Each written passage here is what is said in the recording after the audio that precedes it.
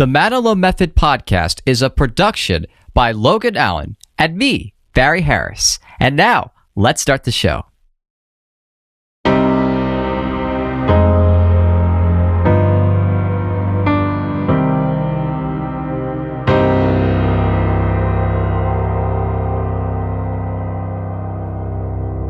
Welcome back to the Manilow Method. We are here. This is our fourth episode, I do believe, to the complete guide to the music and legacy of Barry Manilow. I'm Logan Allen. That is my co-host, Barry Harris.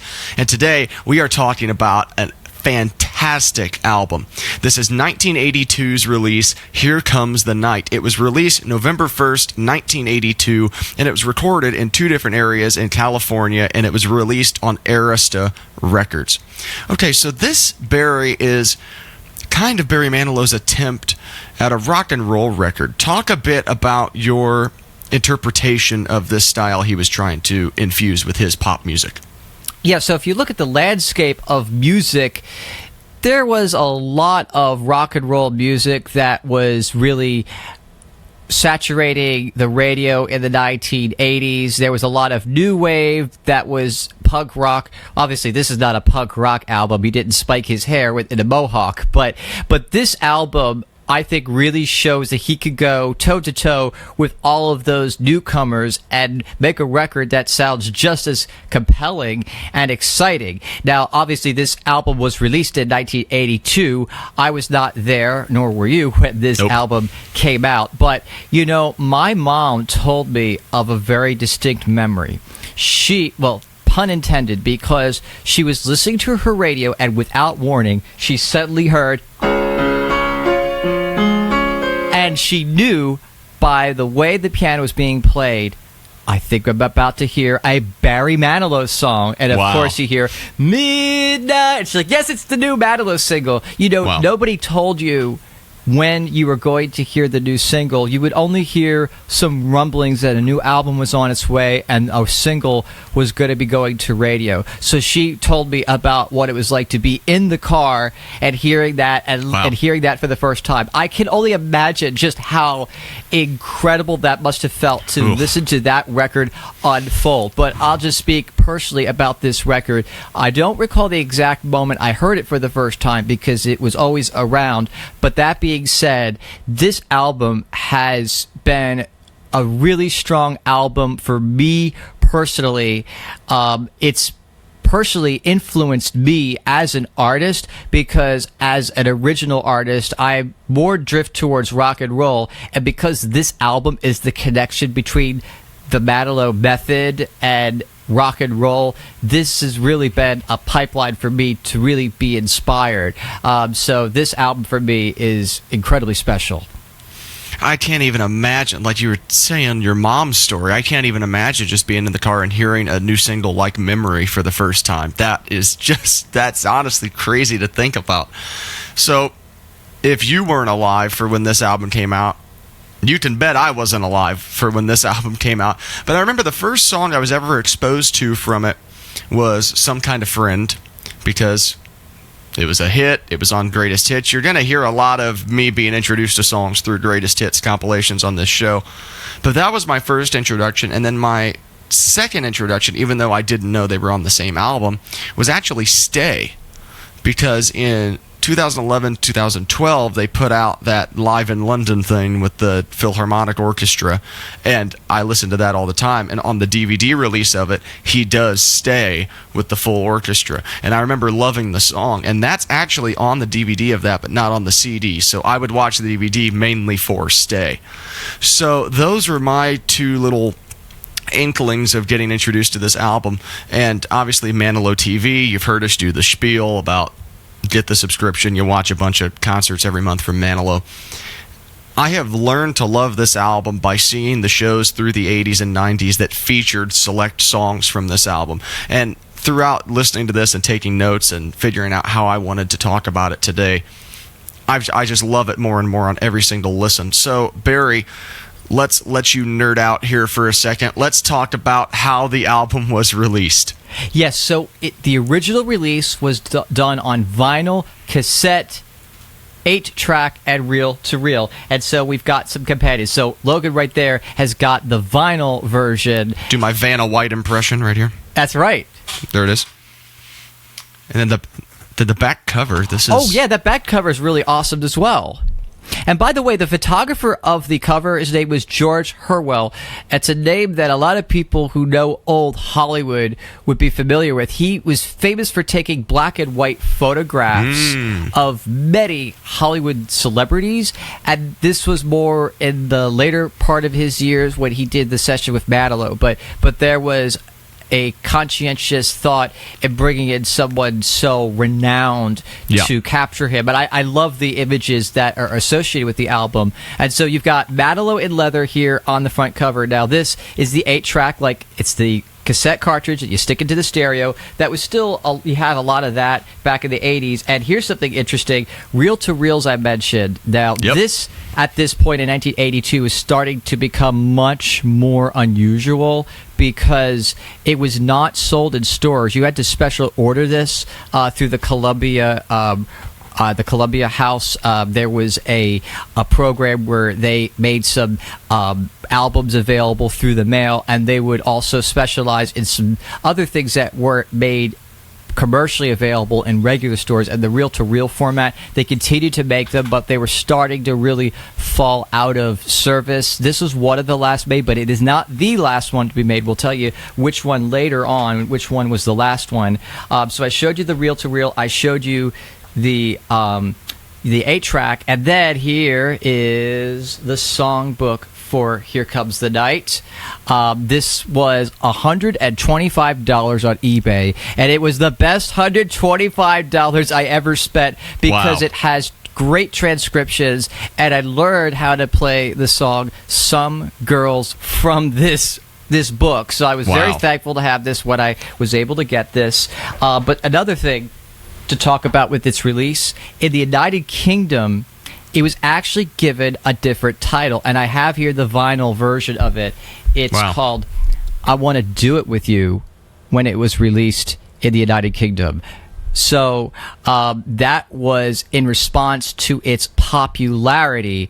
And with this album in general, this is a party record, I think is the most appropriate way to describe this. Because of my inclination in my own original music to lean in a rock and roll direction, this particular album has a special place for me in my heart, because this is my through connection to Manilow in a rock and roll format. And like I said, you're really getting into not just rock and roll, old time rock and roll, but the new wave style. You think of the Cars and other new wave bands. He's making records that are competing with them, and I think he's doing really well when you listen to the quality of these songs. And the other thing I'll say about this album before you start talking about the personnel on this record is that this album is so well recorded. This was recorded at the legendary Sound City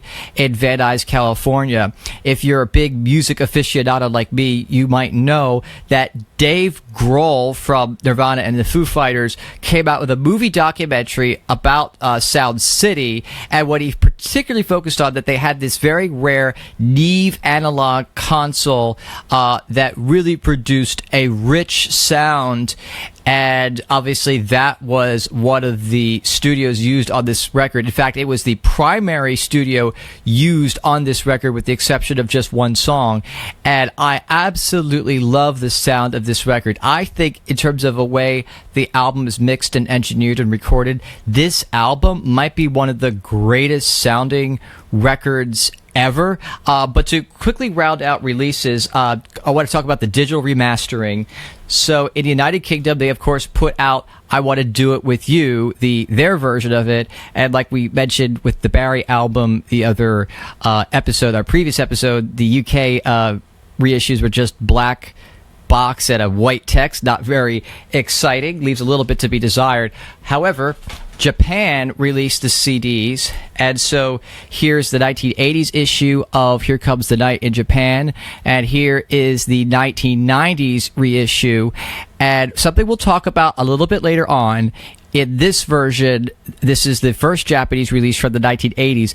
There is a song on here that is different from all of the other releases. We'll tell you about which one that is a little bit later on. So the closing thought here about the releases. Unfortunately, this was neglected in North America, like the Barry 1980 album. And I don't know why that is, why they decided to pass on releasing these in North America. And I actually consulted a Barrygram. Barrygrams were the magazines that the Barry Manilow International Fan Club released on a quarterly basis. I read through many of them to see if I could learn information about what was going on at the time. And one of the issues that they addressed in response to reader questions is, why was there no CDs in North America? And the response that they were suggested is that they write to Arista and try to have the fans campaign to get them to release the CD. So I don't know, for what that's worth, I don't know if that's any insight as to why that was held up, why that was never happened, but the official word was to go tell Arista how you feel and see if that will bug them into releasing it. But unfortunately, they never did. But what they did do is that they did remaster Here Comes the Night in 2014, and it was released to all digital stores, including Spotify and all the digital streaming platforms. And like I mentioned with the Barry album, Here Comes the Night is also on HD tracks in 24 bits and 96 kilohertz sample rate, which again is one of the greatest quality sound that you could possibly hear. Again, the only way to hear that sound better was to attend the mastering session in 1982. And so you bet you, Logan, that I bought that download, and that is what I primarily listened to, and how I enjoy this album in its full superior sonic quality. Well, all right. That is how it was released and how it's been revamped over the years. Let's get into the people. Just like our last episode, the 1980 Barry album, we've got a laundry list here of people that have played. So I'm going to go rapid fire here. Stop on some names that are important. Stop me if you hear anything you need to correct pronunciation-wise. We know that I tend to stink at that. The producer of this record was Barry Manilow himself. He also did arrangements, acoustic piano, keyboards, synthesizers, background vocals. The man himself is all over this record, aside from the obvious places. Victor Vanacore played the acoustic piano on 4 tracks. We talked about Victor Vanacore in our last episode. As Manilow says, it was his hero, Victor Vanacore. And something to quickly interject about the piano, I forgot to say, this is a huge point about this album where Manilow made a big change. This is the first album where Manilow stepped down from being the primary acoustic piano player. He left a lot of that to Victor Vanacore. So every time you hear piano, it's mostly Victor Vanacore, but as we go through the tracks, we will call out the ones that Manilow does play the piano on. All right, here we go. Ian Underwood played the synthesizers. Bill Mays, a name that pops up a lot. He played the keyboards and the acoustic piano on one of the tracks. Now, let's see if I can read this here. Gabriel Katona played the synthesizers. Robert Morello played the synthesizers. I'm losing my speech here. Richie Zito played the guitars. Robin Ford played the guitars. John Pondell played guitars. Art Phillip played guitars. Paul Jackson Jr. played the guitars. This is a big name in the Manilow universe. He has Paul Jackson Jr. is one of the most recorded guitarists of all time. He's been on so many different records, including Michael Jackson's records, but he was all over Barry Manilow's records in the 1980s. So maybe we'll talk about him on one of the tracks and call him out. So then, John, this is spelled G-O-U-X. I'm going to say it's either probably Go, or G-O-U-X. I'm not John, sure. We're going to say John Go for now, but we can correct that if we need to. Absolutely. Mitch Holder played guitar. George Doering played guitar. Those are all the guitarists on the album. A lot of guitars. And then Leon Gayer, man, there's some interesting names on this record. He played the bass. Dennis Belfield played the bass. John Ferraro played the drums. Ed Green played the drums. Vinny Colaiuta played the drums. Yeah, Vinny Colaiuta, huge name. You know, Logan, that you're a drummer, and he's one of the most iconic session players of all time. He's very famous for working with Sting, but he also was one of the top calls for Manilow when there was a big song to play, and that happened many times over the years. So Vinny Colaiuta played the drums, and Bud Harner played the drums as well. His name shows up all the time. Also, Alan Estes played percussion. That's no surprise, considering this is a classic Barry Manilow record. Gary Herbig played the saxophone on 2 of the tracks.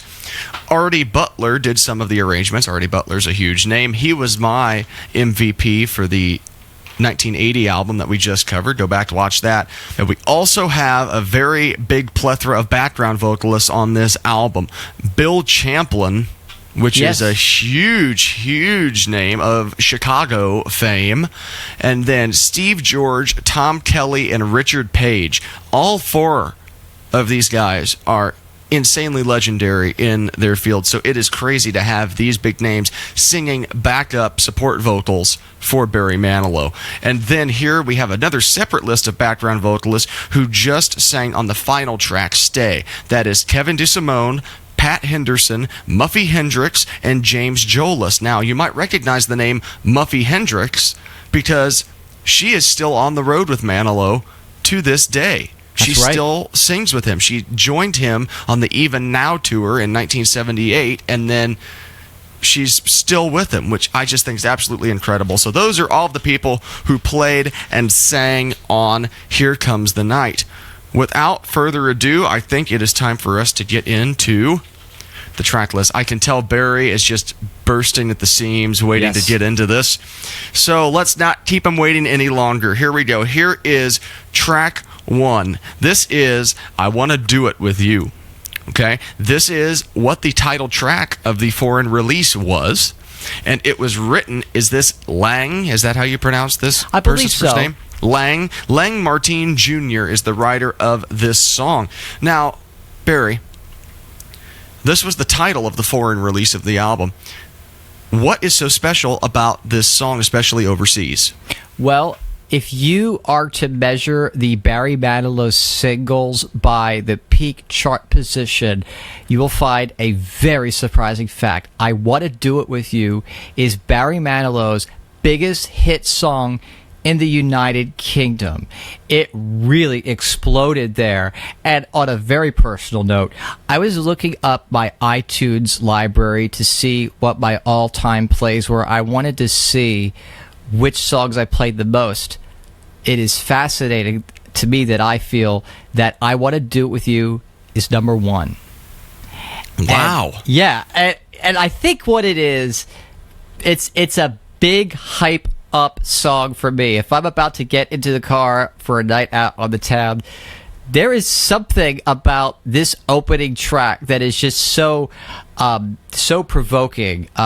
Just that opening drum roll into a Hammond organ riff. And here's something that he never does. He doesn't ever bring out the Hammond organ to play a lead line like this. So already, just right out of the gate, in the first 10 seconds, we've already charted new territory for Manilow, and I love it. You know, as I've gotten older and I've diversified my playlist and added more artists, I've come back to this and feel like this song could have been a response to Bruce Springsteen and the E Street Band, because the instrumentation is very similar, because you have that Hammond organ right up front and you've got these kind of doo-wop kind of background vocals, and then you've got a tenor saxophone solo, which is a huge hallmark, where you get Clarence Clemens to come on out and do a solo for the E Street Band. And if you listen to a recent single like Hungry Heart, which had hit the top 10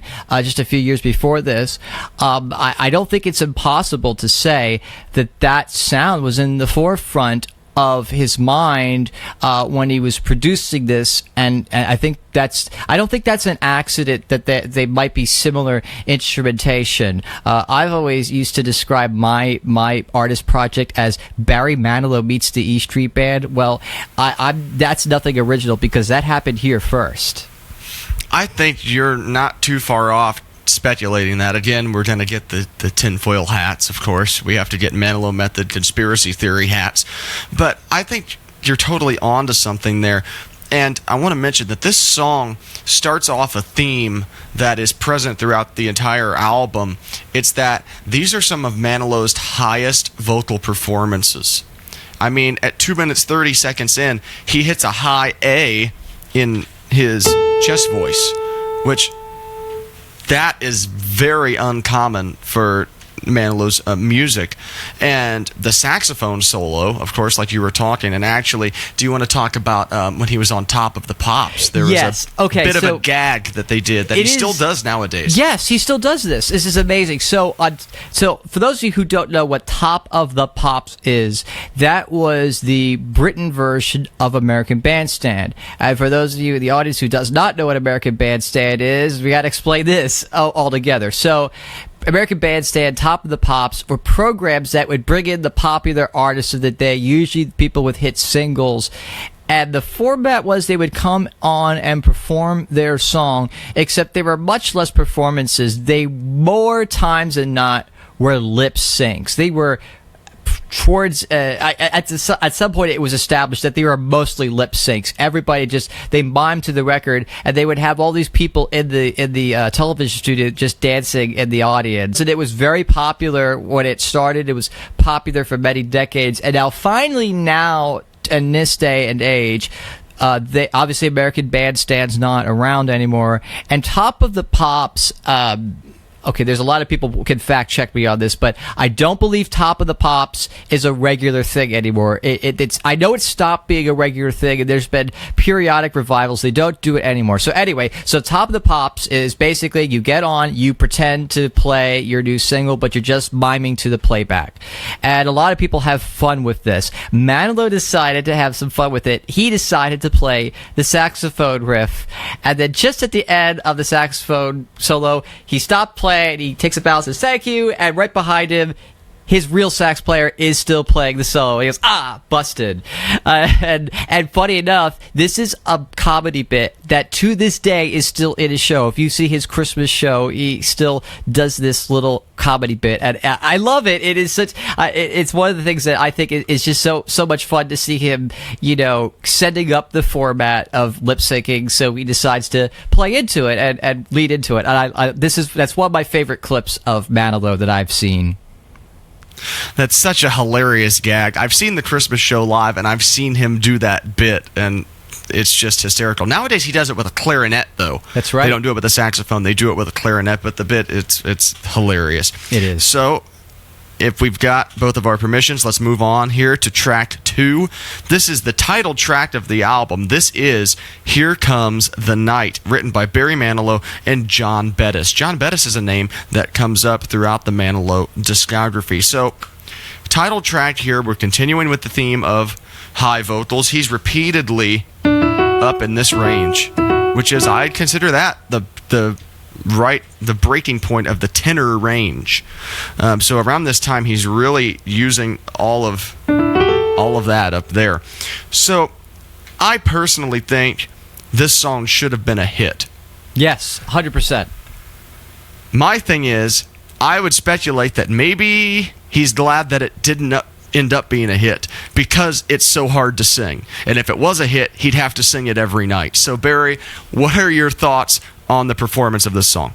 Yeah, I think Manilow dodged a bullet here with not having to sing this live every night, because when he did it at Blenheim Palace, he was down a whole step, but even still, it's still a high song. Yeah. And so I empathize with the difficulty involved in singing this. I think that this song it's a great tender love song, but of course it kind of fits into the hard edge that this album has. I love that it starts off with a very, very, distinctive intro.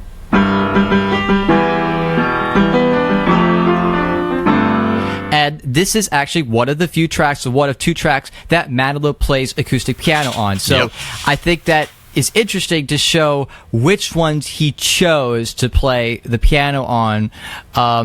Because while I do actually love the Victor Vandercourt parts, they're actually excellent. The casting was great on that. But I also do like what Manilow offers on the piano. He's a really great rhythm player, and the feeling that he has when he plays is just so distinctive, and I can hear it immediately when it comes on the radio. But I like the piano intro on this. It's a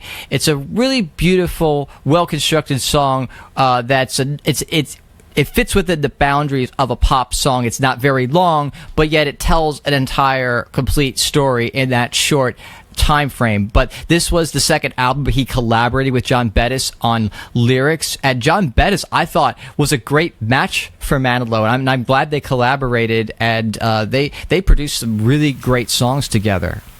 So when it comes to this song, I had the thought that he's trying to blend his typical style with rock and roll on this album. I felt that this song was kind of the token Manilow song. Yes. On this album. It's got the piano intro, it's got the huge arrangement, it's got the key changes, you know, he's playing piano on it. I felt that this was, you know, giving the audience a bone on this, saying, okay, yeah, we want to do this rock and roll thing, but we'll still give you one of the songs that's similar to what we've done in the past. So that's what I felt this song was, and I felt it deserved to be the title track. Yes. Oh, this was definitely a great choice for the title track, because I think that this is a song about heartbreak, because of course that was his niche. He would be able to sing about heartbreak, but you know, Lamont Dozier, who was a Motown songwriter, and he had 54 number one hits writing as a writer, and I actually had the opportunity to study with him when I was a student at USC, and one of the things he told me was, listen, all the stories have been told before, but what's going to be different is the way that you tell the story. So I think for any artist, we can let them off the hook of not coming up with an original idea. It's already been taken, and the stories have already been told, but what is being told in this story is realizing that when the sun sets, you kind of open the door to those memories to come flooding back. And it's so funny, I just used the word memories. I didn't intend the pun, but I already just kind of led us into the next track. So I don't think this is, I don't think it's a coincidence that the way this album is sequenced, that I think that there is an attempt to try to paint a complete picture of life, but this particular song, just to focus this in on Here Comes the Night, lyrically, this is, you know, like I said, it's telling a great story, and I think that I always go back to what is the last new piece of information that we get in the lyrics. That usually comes in the bridge, and it is, why can't I forget forever? That, again, we are talking about memories, and we've already spoiled where we're going next with this, but I think this conscientiously may have been, perhaps it was composed in mind with the idea of knowing, I know what's next, so here's a song that's going to set up what's about to happen in the next song. So if that in fact did occur, I don't think that would be very surprising on my part. I don't think so either. And like you said, you were kind of segueing us into track number 3 right here. So let's just skate right in here. This is a classic, not even just a Manilow classic. It is just a music classic. If you know music, odds are you know this song in some setting. This is Memory, written by Andrew Lloyd Webber, T.S. Eliot, and Trevor Nunn. It was originally written for the musical Cats. And this is actually the highest charting version of this song ever, was Manilow's version that he put on this album. Him and Barbra Streisand had a hit with it. The old bit he used to tell in concert was, there must be a correlation between the success of this song and the size of one's nose. So that's a funny bit he used to do with this song. But this is one of the first obvious examples in the Manilow catalog of him blatantly tapping into his musical theater roots, actually doing a song from a musical and having a hit with it. This is the first time that he's really kind of explored that. And then later on down the road, when he did the Showstoppers album, all of these songs from different shows, it was really easy for him to put Memory in that show because it was already from a Broadway show and he had a hit with it. So I have a question for you, Barry, about this song. On the record, there's a ton of key changes up to this, but the third song on the record has got the most key changes up to this point. He ends here in E major, and at the end he goes, live again. He's all the way up in that high G sharp up there. So from the footage I've seen him live do this song, all he does is he goes, "Live again." He stays on the one. Have you ever seen any footage of him doing this song live and opting to go up to the third? No, and I think that I believe from the very beginning, he always knew that what he was doing in the studio was not going to ever equate to how this is going to be done live. So I think the answer is no. I don't think he ever attempted it because really, again, Logan and I have this unique ability to put ourselves into some parts of his world because we sing shows. And I know that I'm not going to get paid more if I hit the E flat or the G sharp. They're not paying me more for the G sharp, so I'm going to stick with the E flat because that's a lower note, and there's no reason to when you've got a 2-hour show to sing through. This is the kind of thing that blows your voice out for hit that note. Whereas in the studio, you can do it as many times as you need to and warm up and hit that last note. So I think what we're seeing in the studio is a very special presentation of it, and I think this is actually just one of the most well-produced Manilow singles of all time. You know, because we've talked about this. What's the quintessential Barry Manilow production? I think this could be close to it. How it crescendos so gradually into the most explosive ending possible, and that's what you get from this particular recording. Memory, just every single change, every single twist and turn. And I should mention Vinny Cayuta plays the drums on this one because this was a big one to really get the big guns in. He was one of the biggest and most notable LA session players. Artie Butler's arrangement is absolutely amazing on this. The way the strings and the horns are orchestrated, this may be one of my favorite Artie Butler arrangements. And so, I mean, I love this. But here's what I want to talk about when it comes to Memory. I think Manilow made a really special change to this particular song. What Manilow decided to do was to re-render this into something that he would sing, and probably the most drastic change that he's made compared to the original was the addition of the final chorus. Because for those who know this song and know how it comes into the musical Cats, it ends before where Manilow decides to repeat the chorus again. She changed the song into a love song, I think. At least this is my personal interpretation, that I think he rendered this into a love song about heartbreak, reminiscing and a memory of somebody that is no longer there. And adding that extra chorus really brings it on home in that big last note. Now, I have heard Manilow say in an interview that he heard that Andrew Lloyd Webber did not like his rendition. Oh. I don't know how that was learned or how that was expressed, but I do know that Manilow has claimed that Andrew Lloyd Webber did not care for his rendition. And it also shows in the 90s, whenever this song would be introduced, Manilow would have this bit and say, "This next song is written by Andrew Dice Webber." Andrew Lloyd Wealthy, or whatever his name is. So clearly, I think Andrew Lloyd Webber was not appreciative at all of what Manilow did to his song and for changing this interpretation. But that's Manilow's strength, is that when he's given outside material, I think that he knows how to make it his own. And quickly, one more note about this. I have to quickly tack back because I forgot to mention this. I don't think Memory was a Clive pick. I think Barry wanted to do this song, but I would think so too. I think I want to do it with you as Clive pick number one. Because on this program, when we talk about pre-1983 Arista albums, we know there's a contractual obligation that Manilow had to record 2 outside songs that Clive Davis would pick. And I believe I want to do it with you is the selection number one. I do not think Clive suggested Memory. I think this was instigated by Manilow himself. Again, because like I said, this is one of the first examples of him just flat out showing his musical theater influence. Yeah. And I think it would make sense that he would have opted to do this song over Clive picking it for him.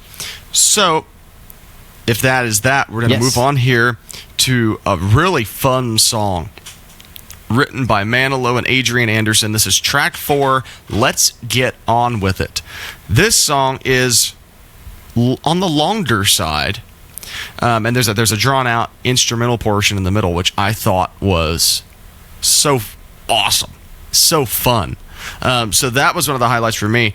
Again, we're back with these high vocals, these high G's in the chorus. Let's get on with it. That's just crazy that song after song after song on this album, he is up at the top of his belting range. And this is the first song on this album without a key change. Yes, it is. Well, I mean, technically, the verses and the pre-chorus kind of modulate. All I'm asking is to keep on trying. All I gotta do is hold on. No one's going to guarantee tomorrow. So he does shift a little bit out, and just then comes for back to a little breath, and then it comes back down. Just a little bit, but.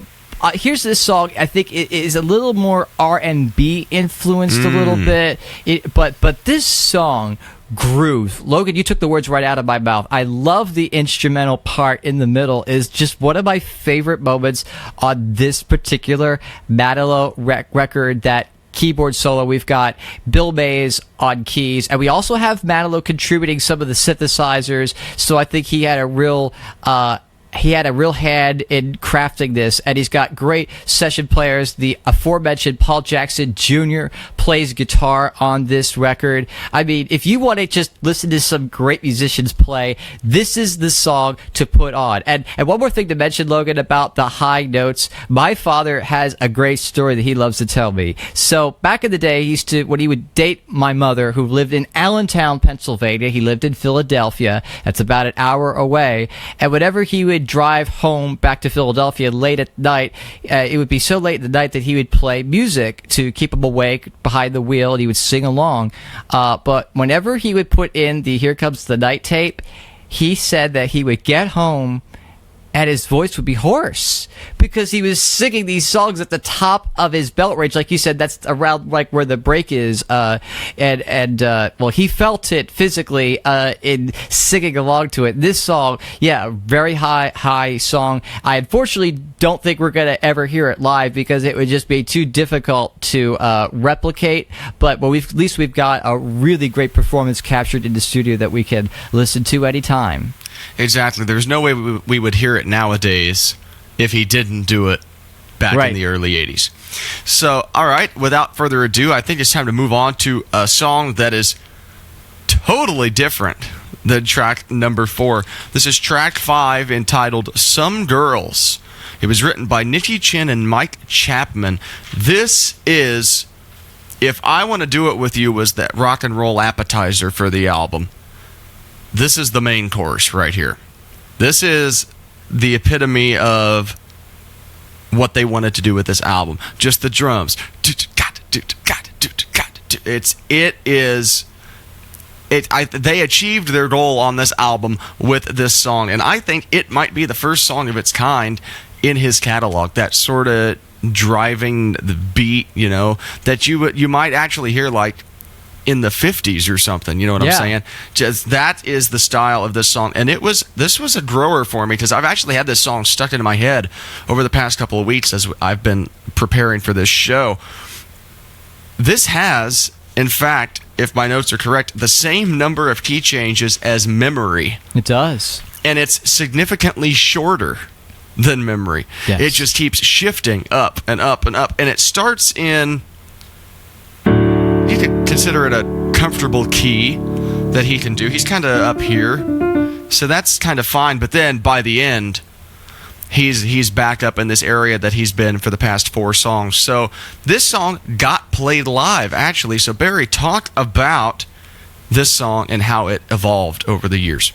Yeah, so originally this was recorded by a group that was famous, I think, in other countries, I think United Kingdom and Australia, called Racy. And it was I don't know if I don't know if I would describe it as a comedy record. Hopefully there's someone who could write to us, the Manilow Method at gmail.com. You stole my line. There it is. It's down in the description. Yes, especially for you, anybody who's listening to this for the United Kingdom, we would love to have your feedback and perspective on this, but I'll tell you what I understand, and if you have a different perspective, we would like to hear it.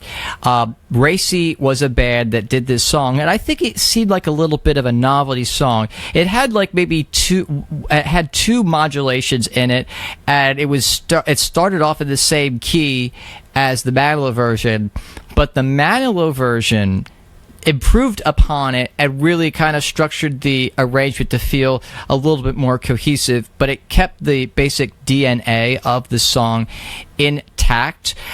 So with that context, I think that this song was symbolic of the growing connection to his United Kingdom audience. So I think this song was produced and recorded with that connection in mind, to use something that was somewhat in the public consciousness there, even though we in North America would have no idea what it is. But I have to say, as a 5-6-year-old kid, I loved this song so much, and I still really like it to this day. And I really strove to try to learn how to play.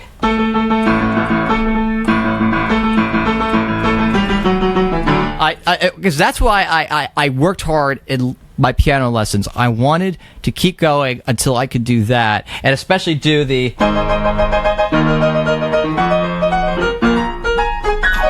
That's why I spent all those years in my piano lessons, because I wanted to do that, and you can bet you that as soon as I could, I started to do that in my show. Of course, I didn't sing it, and a good thing I didn't sing it, because I don't think the people would have liked an 8-year-old singing. Some girls will, some girls won't. That was not going to fly. But the instrumental piece, no one knew anything about it, so that was all fine. But this song, like I said, it's part of that party record vibe. This song. It really fits that so well. I just love the attitude in this song. That I think I didn't say it exactly like this at the top, but this is my number one guilty pleasure album, and I think this song is quite a good encapsulation of what I mean by that. This kind of a song, and you're right. It's very high octane vocals, but that's kind of what we all came for, and that's what we all like. I absolutely agree. So with that is side one of the regular release of the Here Comes the Night album. Well, unfortunately, we have run out of time for the day. If you haven't recognized at this point, Barry and I love to talk about this music, so there are still a lot of songs that we have yet to talk about on this album. That's going to be coming this coming Wednesday. It's going to be from the same conversation. We still have the same train of thought. We just chopped it in the middle so you don't have to watch hours of footage in one sitting. So real quick before we go, I want to make a brief plug for the Manilow Music Project. That is Dr. Barry Manilow's nonprofit organization that donates funds, equipment, instruments, you name it, to schools in need with music programs in need. You can donate and learn more about them over at manilowmusicproject.org and on social media at Manilow Music Project. They're a great project with a great mission. We highly recommend you check out the work that they do. Right now, our theme music that we're using on the Manilow Method is based on Frédéric Chopin's Prelude in C minor. It's performed by my co-host, Barry Harris, and for those of you Fanilows out there in the audience, you'll know that Dr. Manilow's song, Could It Be Magic, is based off that same Prelude in C minor. So before we go, we just want to say thank you to Barry Manilow and his band and his crew and everyone that has helped him achieve success along the way, and we hope that you will tune into part 2 of our album discussion here in a couple of days. We'll see you soon, everybody.